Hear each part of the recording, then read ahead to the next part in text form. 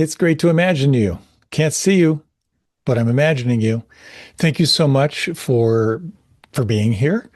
This is going to be an exploration of what it means to take the seat of the witness, one of my favorite topics. So I'm looking forward to diving in. But before we do, a few quick thank yous. First of all, the Insight Meditation Community of Washington, which is hosting this, to our producer, Glenn Harrison, for all he does to get this out to you. To our mindful movement leader, Rita Moran, 6:30 Eastern Standard Time. You can join Rita for mindful movement to help massage you into a receptive place for this, which starts at 7:30 Eastern Standard. And you can find the link for that on my website and on my Facebook page. Also, just to say, this is all offered freely. There's no charge, there's no paywall, there's nothing. I've received so much through this tradition of offering the teachings freely that it's my inspiration to do the same thing. And if in that you feel ever inspired to support me in getting this out, thank you. I appreciate that. I've got a newsletter, a weekly, which tells you what's coming up. And well, every couple times a year now, I've kind of fallen off. I send out a fuller one with, I think the most important thing is it's got all my best photography from the last many months, but I also send out kind of a compendium of talks and resources and stuff like that. Let me see. We've got a day-long retreat in December. Tara and I are offering a retreat on what it means to keep your heart open in tumultuous times. You can check that out on my website or Tara's as well. And I will also be offering the most important thing day-long retreat in January, which is all about, you'll never guess, the most important thing looking ahead into the year. So I look forward to all that. So without further ado, let's take some time for a little meditation here. If you like, take a few moments to let your posture adjust. Is there any way that would support you in this next meditation, which will be about 12 minutes? As you close your eyes, if that's comfortable for you, please don't if you're driving. Can you sense right now, what is it that is aware right now? Is it possible to locate that awareness? Where is the awareness? Is it in your head, in your gut? This is a bit of a miracle. What is it that is aware? Just very lightly. And then, if you would, just gently placing that to the side, that whole inquiry to the side. You might take a few moments to deepen and smooth out your breath. And just notice what happens when you deepen your breath and you follow the sense of the breath moving in and the breath moving out.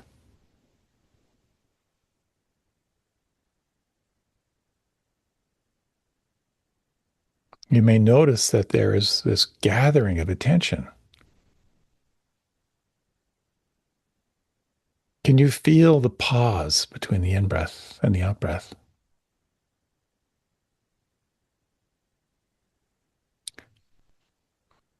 And where do you feel the breath? Where's the most predominant sensation of breath right now?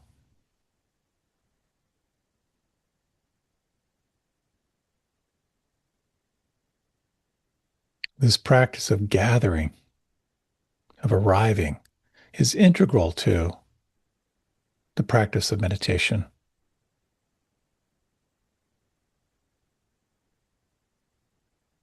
And if you like, you might sense from the inside out your forehead. Could you imagine or feel your forehead smooth?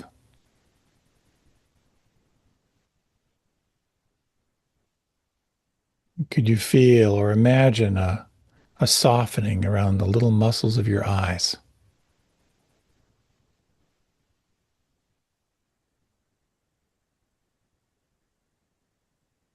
Can you sense from the inside out The muscles of your face beginning to relax.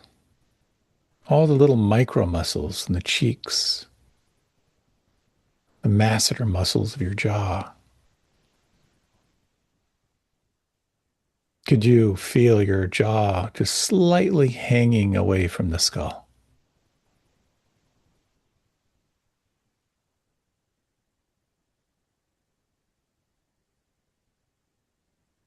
Can you bring all of your awareness now to the sense of the volume of your lips,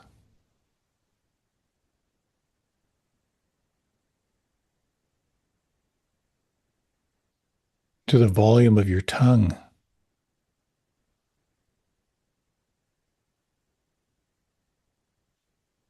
Could you even relax your tongue so fully that your tongue fills your lower jaw?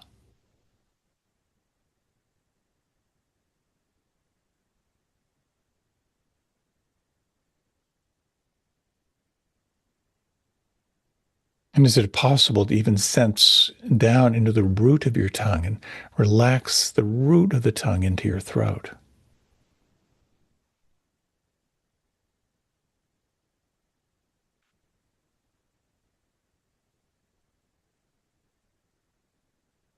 Feel the shoulders heavy and imagine you can just sense down through the center of your arms, down through the elbows, down through the wrists, down into the palms and the fingers and the thumbs.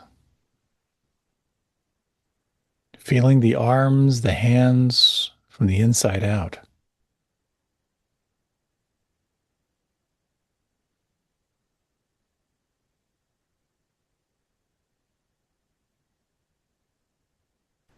And can you feel the space inside your throat?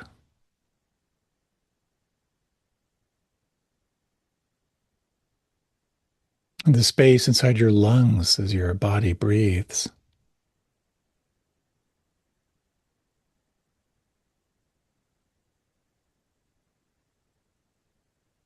Can you sense down deep in the belly the space between your navel and your spine? Can you feel any movement here, the movement of the breath?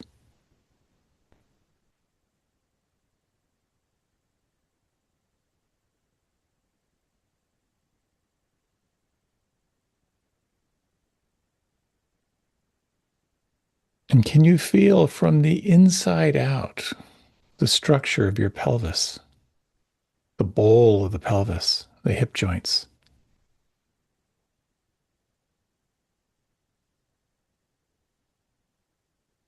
And now down through the center of the legs, down through the knees, down through the wrists. I'm sorry, down through the ankles.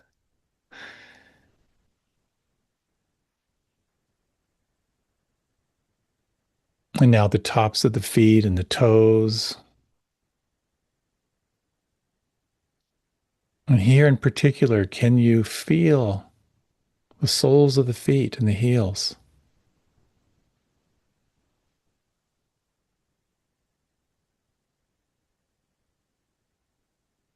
And as you sense through the whole body, from the crown of the head down through the soles of the feet, is there anything right now that could relax or soften?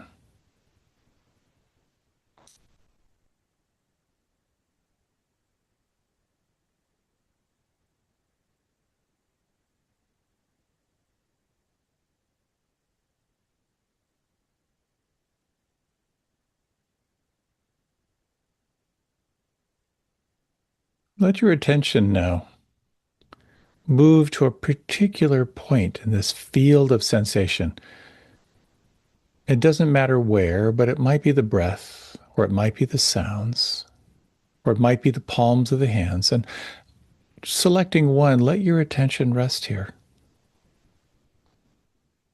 What do you feel? What do you notice right now at this point of contact?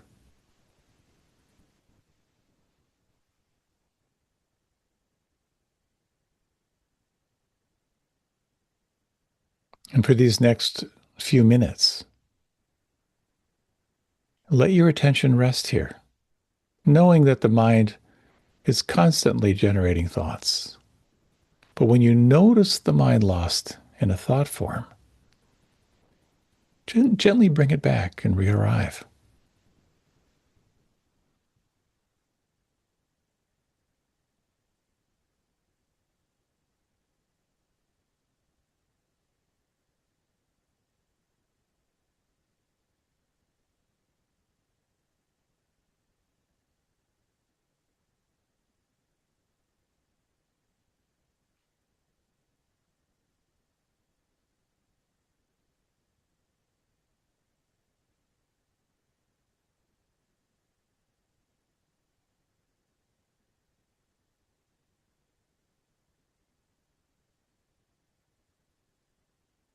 When your mind is lost in thought and you become aware of the mind lost in thought, this can be a mild celebration. You are again aware and awake.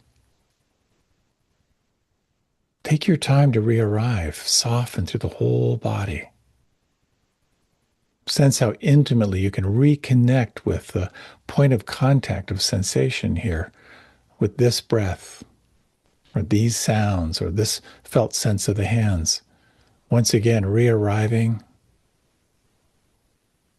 and receiving the moment.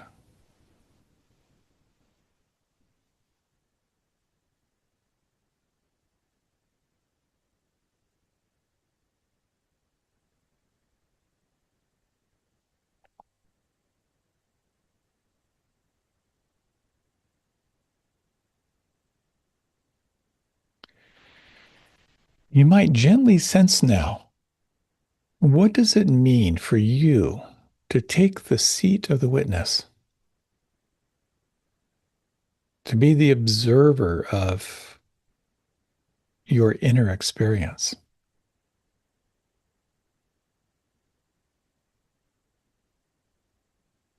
You might sense as you again relax and soften a perception of foreground and background. In the foreground, breath, sound, felt sense. In the background, in the periphery, this perception of change. And you might, only if it feels right for you, in these next few minutes, sense this seat of the witness. Sense what it's like to be the open monitor of what is changing, not trying to control what's changing, but to simply monitor what is arising, what is changing, and how you are relating to it.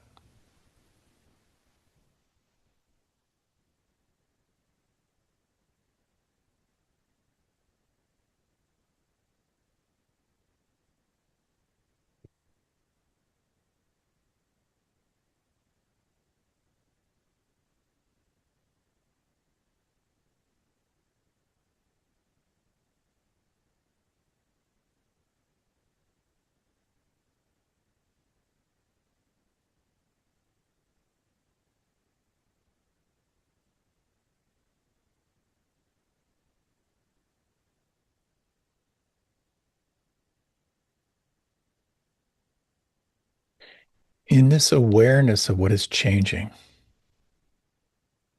can you sense anything that doesn't change? Can you sense a deeper stillness, like the space that contains all sounds?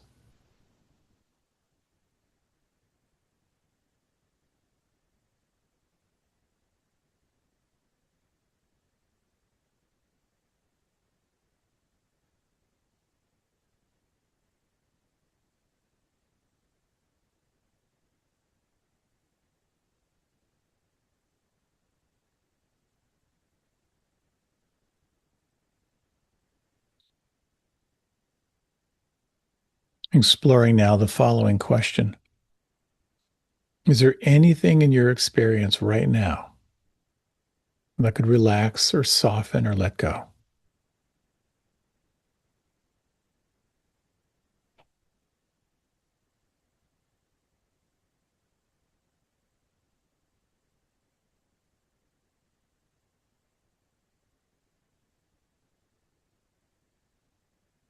Is there anything in your experience that could relax or soften or let go even more than that?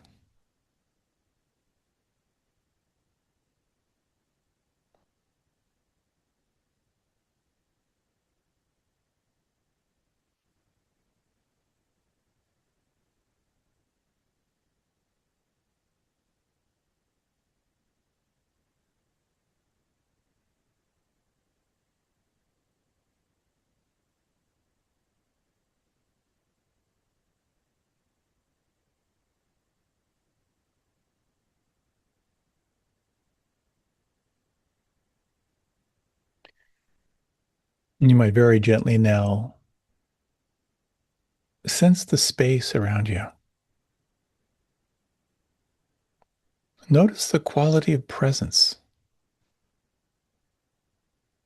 Sense what may have shifted in these minutes of consciously paying attention to not only what is happening, but who you are as the awareness of what's happening. And you might gently deepen your breath. Let your head drift a little bit from left to right and take this next little while for your transition. There's no hurry, there's no rush.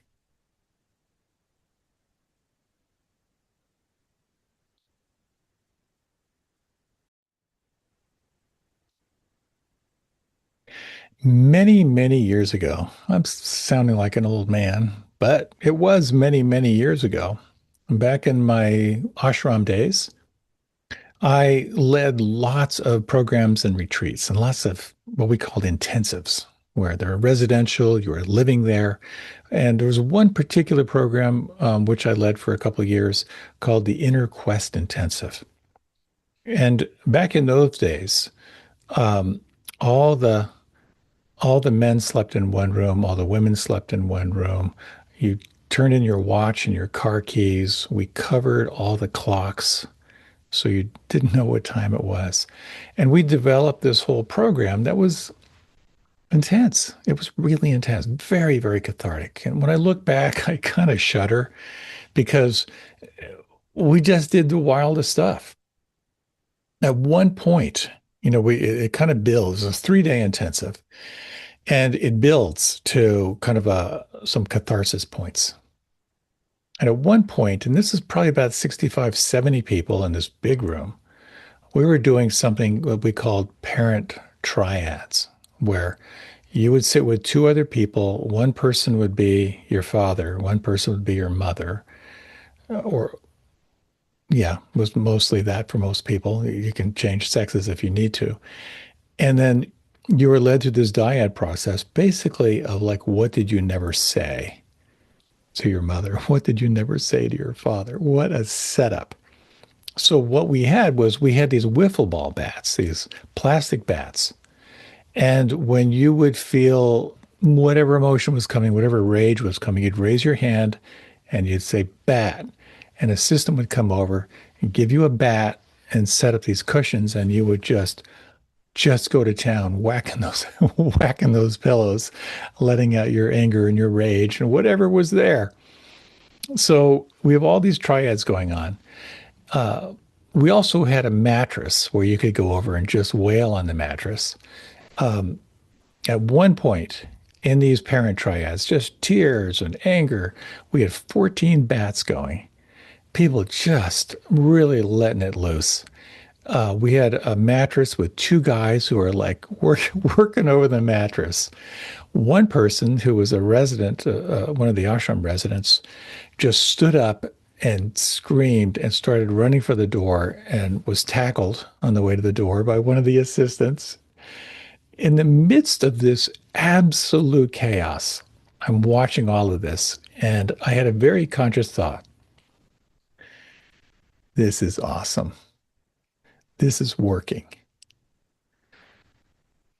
I had unknowingly found myself in the midst of this tornado at that still point. As T.S. Eliot famously said, at the still point of the turning world, there the dance is.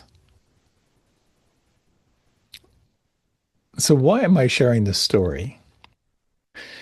Well, it was a pretty cool experience. It was kind of fun to share that. Oh my God, I did that.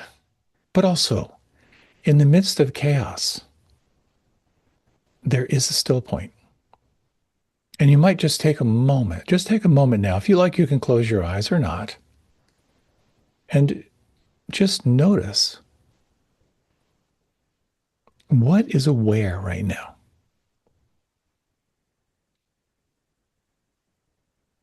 This is the paradox I'd like to explore, that in the midst of movement, there is a stillness that never moves. I'd like to talk about what it means to take the seat of the witness. What is the witness? And for the purpose of this talk, let's define it as your capacity to observe without identification.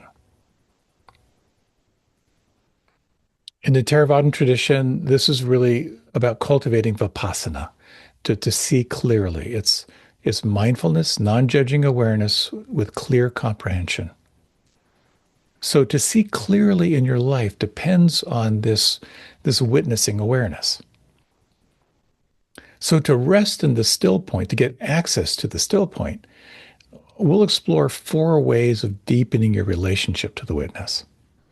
And that is to recognize the stream of experience, to learn how to rest in awareness itself, to learn how to investigate from the point of view of the witness. And then finally, this is where it gets woo woo. What does it mean to dissolve the witness itself? So, recognizing the stream of experience. And of course, I hear the word stream. I automatically think about my experience on the Potomac River. I know I go on and on about my love affair with the Potomac River, where I paddle as often as I can. But one of the things I most love about being on the river is how alive it is. The water level changes, it rises and falls with the rainfall upstream. The clarity of the water is always changing depending on the flow. It's constant movement, it's never the same river. In that same way, your life is a stream. It's a stream of thoughts, it's a stream of sensations, it's a stream of emotions, it's a stream of different states of consciousness. And something is aware of this flow. And when you slow down and you begin to notice this, you begin to notice that there is an ongoing flow of phenomena happening all the time. You begin to notice how your mind is like a popcorn machine. Whether you like it or not, the thoughts just keep popping.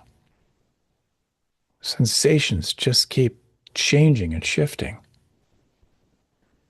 And so the question becomes, when you turn attention toward this phenomena of shifting phenomena and who you are as awareness, what happens when you let go of controlling your experience and simply observe your experience? As Mary Oliver said, to pay attention, this is our endless and proper work. So, what do you notice when you let go of control and simply observe? Well, you may notice impermanence. Everything changes, everything's passing. You may notice a sense of what we could call disidentification, that you're not your thoughts, that you are the awareness of the thoughts. And this, whereas, of course, in meditation, we so easily forget this. And I have the same insight every retreat I do. As I begin to notice the flow of thought, and I begin to notice how they come and they go, I begin to recognize I don't have to believe these thoughts. I'm the observer of the thoughts. Same with emotion. The difference between being angry and being aware of your anger is massive. And this is the role of mindfulness. So I know in my meditation practice, I have a tendency, when I'm doing concentration practice, just paying attention on purpose, trying to be present. When my mind wanders and I become aware that the mind is wandering, I very naturally will get self-critical. Ah, there you go again. Another way to look at it is, what if I met that moment with mild to moderate celebration? Oh my gosh, I just woke up. I just snapped out of the trance of thinking again. What a miracle. Of course, what we also recognize is how the body becomes this refuge. That when you come back to the senses, because the body only lives in the present moment, that this becomes the doorway back to the here and now. So your capacity to be the witness, to be the observer, it begins with recognition. It begins by seeing that your experience is a process. It's a flow. And when you begin to see the flow of your life, how everything is constantly changing, whether you like it or not, the next step is learning how to rest in the awareness itself. What does it mean to rest in awareness itself? I was thinking about this and I was reminded of what it was like for me to live on a farm. I grew up on a farm in Pennsylvania, and summers were outside all the time, constantly doing chores, mowing, taking care of animals, stacking hay bales. And we would get these summer thunderstorms. And what I loved about it, we'd kind of like, just step inside. I remember very clearly stepping inside the barn when we're stacking hay bales and just watching the storm come, how the light would turn kind of a yellow green, and then the air would get really, really electric. And then boom, the drama of the thunderstorm, and then it would clear and we would go back to work. And that's kind of what the witness is like. It's sort of like staying safe under the barn, but watching what's changing.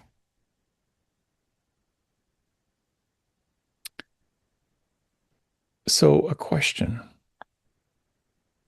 little Zen pop quiz. If you like, you can close your eyes if that's comfortable for you. Is it possible right now just to rest in awareness itself?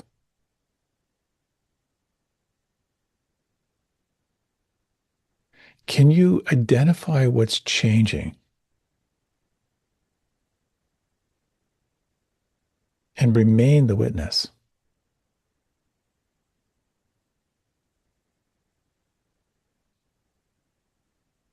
The analogy is like how the moon doesn't fight with the clouds, it simply shines. Can you sense this vast sense of the observer, aware of what's changing and allowing it to change?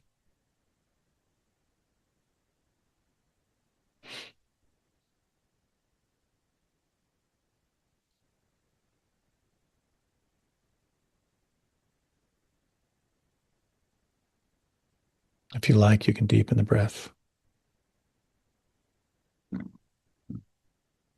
This is an integral part of this awareness training. The more we can begin to rest in presence itself, the more we can sense what it means to be present without judgment, to be present without trying to control, to be present without trying to make anything happen. Some very interesting things begin to emerge. There's a quality of equanimity. And we can think of equanimity as a steadiness. In the midst of everything that's changing, there's a steady presence. It's kind of the natural outcome, and it's even considered the flower of practice, to be that steadiness. In the Dhammapada, there's a beautiful teaching that says, Just as a rock is not shaken by the wind, so the wise are not moved by praise or blame. But here's one thing I notice. When I can, particularly if I'm activated around my relationship with the world and how it's not going the way I want it to,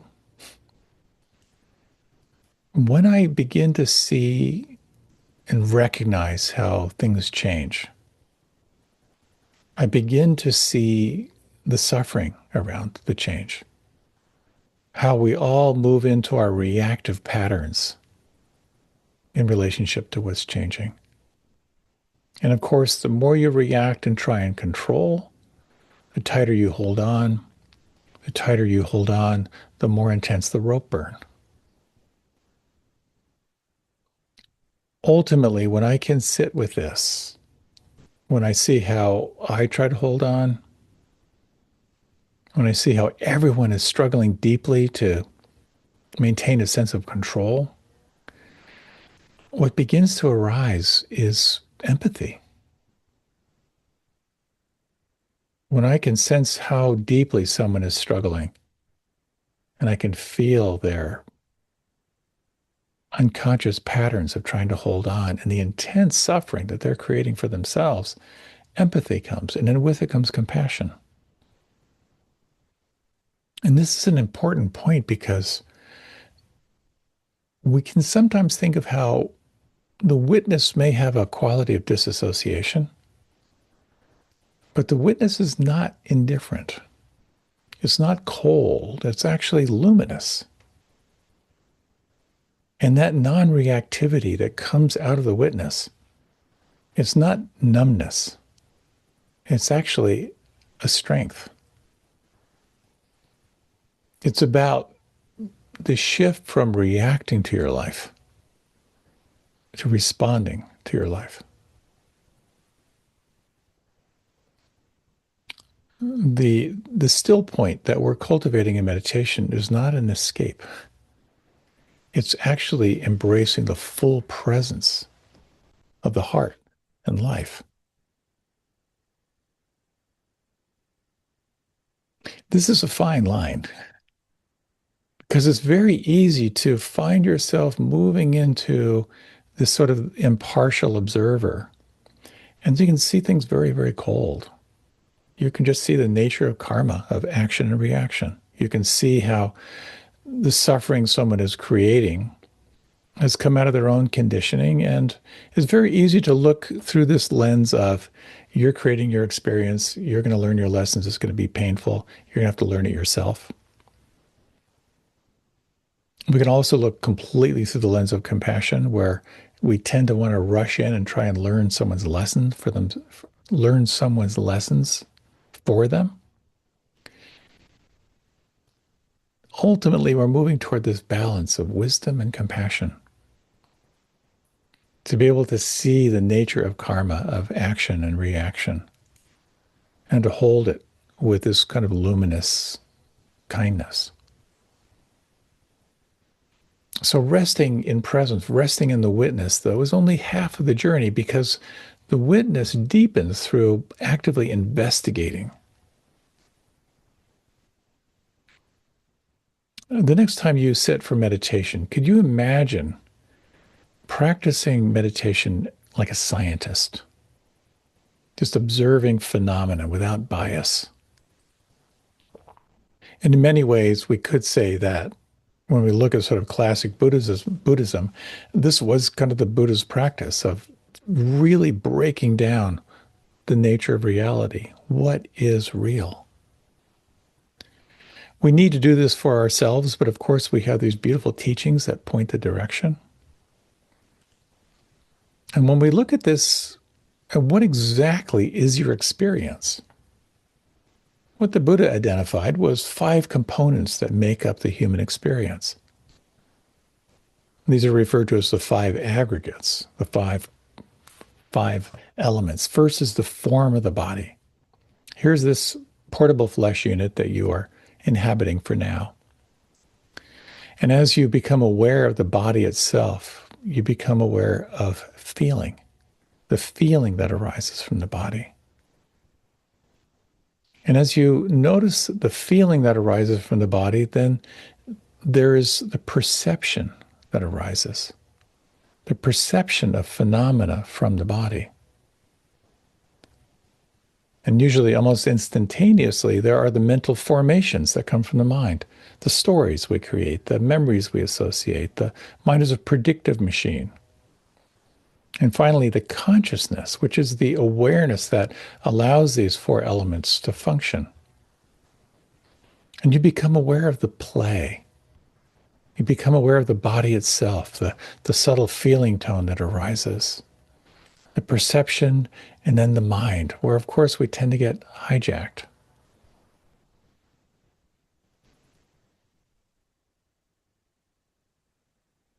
And you become aware the more you look at the nature of what is arising. Sometimes, very subtly, there becomes this question in the background. As you look, the question becomes, who is it that's looking?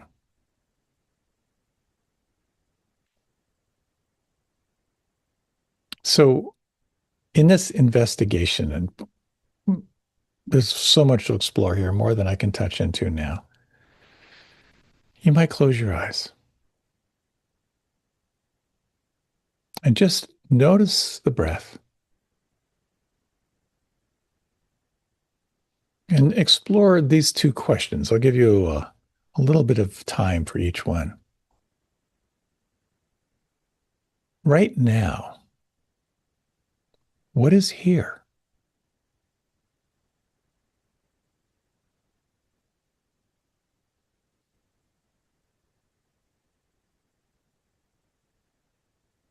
Right now, what wants to be known?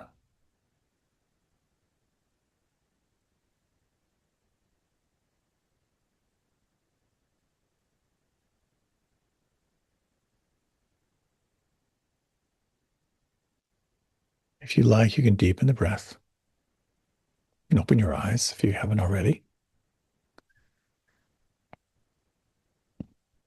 This question, what is here?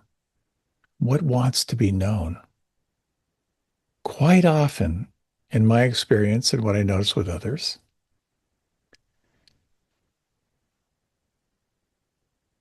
the more you relax and the more you pay attention, there will be elements that emerge that will want to be known. Quite often, they have to do with what's not flowing, what feels tight, what feels congested, what feels unhealed. And as Rumi said, do not turn away. Keep your gaze on the bandaged place. That is where the light enters you.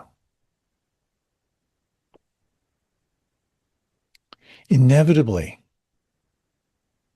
anything that's between you and feeling free in your life, anything that's between you and feeling supremely happy, will present itself in this practice of meditation and this practice of self-observation without judgment.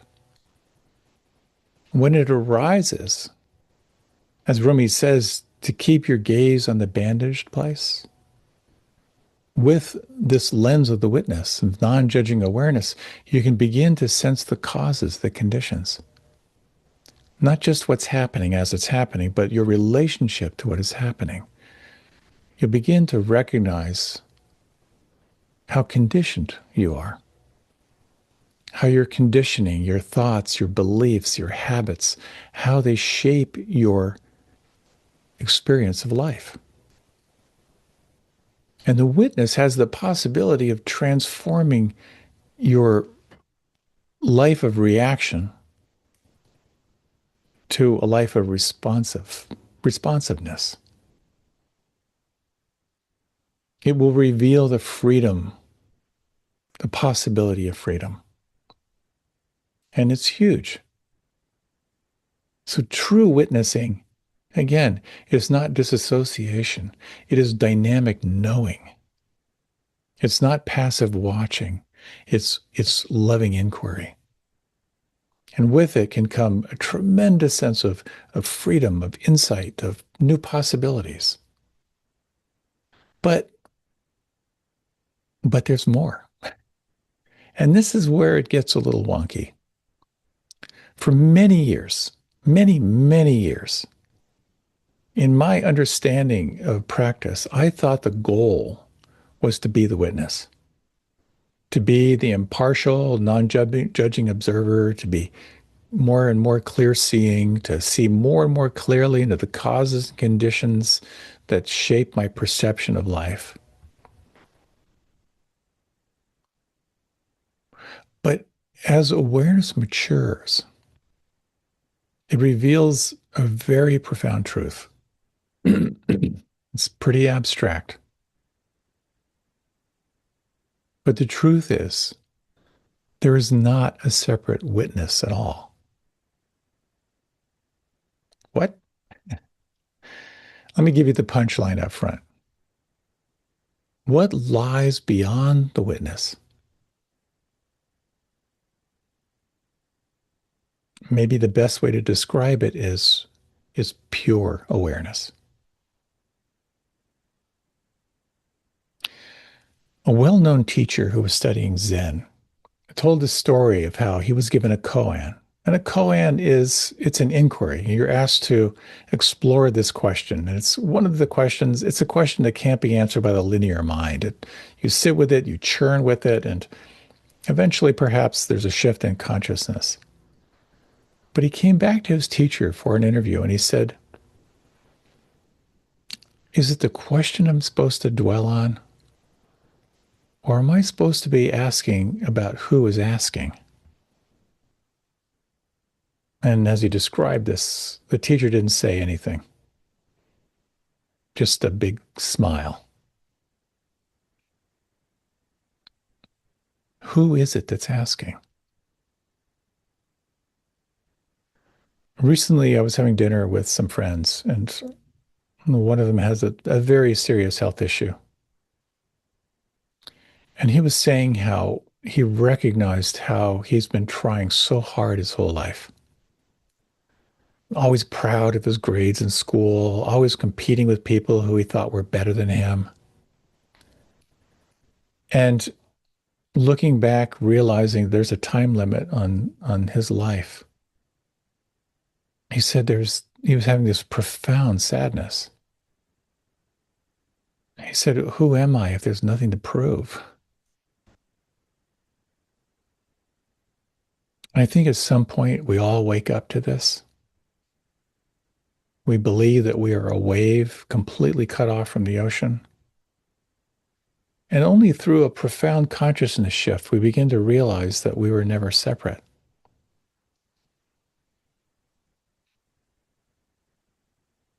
So you could say that we have been searching for the witness, only to find that it's been watching us all along. And the question becomes, if you like, you might close your eyes for just a moment. If you can, just sense this watcher, sense the witness. And the question is, can you locate it? And for some of us, we tend to feel the witness kind of in our head, kind of behind the eyes, or residing somewhere. For some, they kind of sense it through the whole body or in the belly.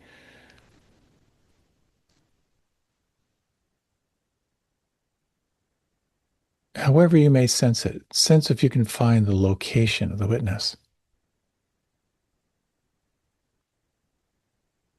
And if you were to imagine that sense of the witness dissolving,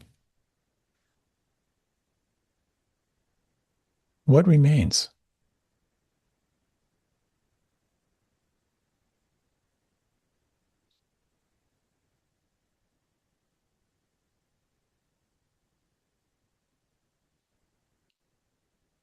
And continuing this little investigation, Notice the sounds around you.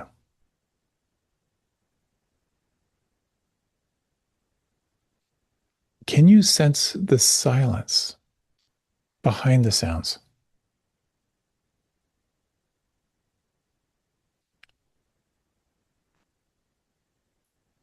And can you imagine that silence is not the absence of sound? It is the presence of everything.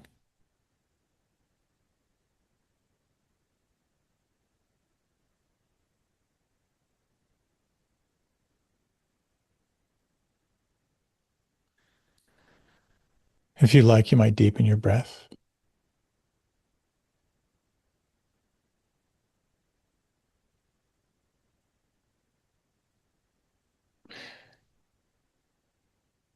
The word non duality is thrown around a lot.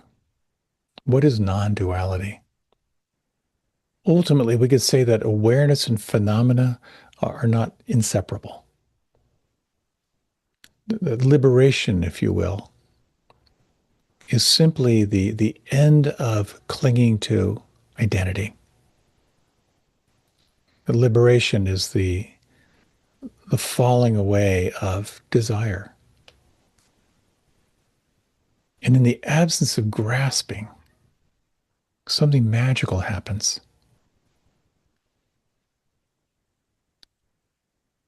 The witness is a doorway.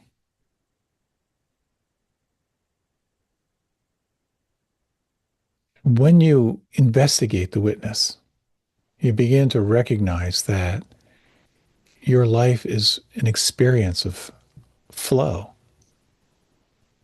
of shifting phenomena.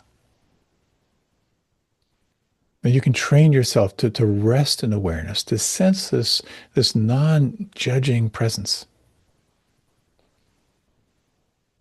And how, in your experience, that you can investigate your experience of life. You can explore the conditioning that keeps you from feeling free. And it's not in a disassociation. It's an investigation with kindness, an investigation with love. And ultimately, we can sometimes feel the witness dissolve into presence. You can feel the wave merging with the ocean.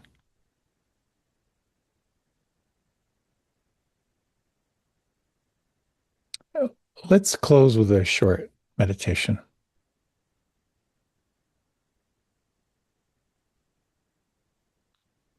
In these final moments, can you imagine what it's like to rest as awareness itself? Nothing to fix, nothing to find, only knowing.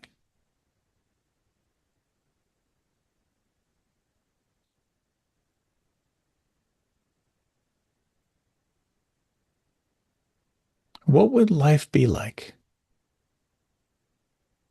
if it was possible to cultivate a more intimate sense of the witness, to recognize the flow of phenomena, from time to time to rest in this quality of non-judging awareness of just for a few moments?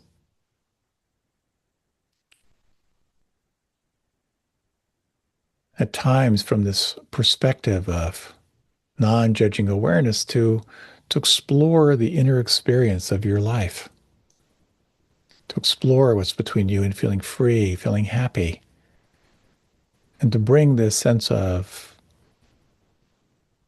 the witness, compassionate awareness to the bandaged places inside, to allow the light to come in.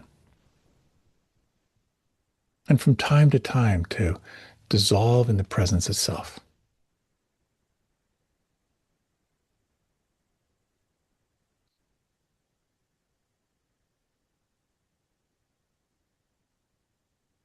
As you're ready, you can deepen the breath and you can open the eyes.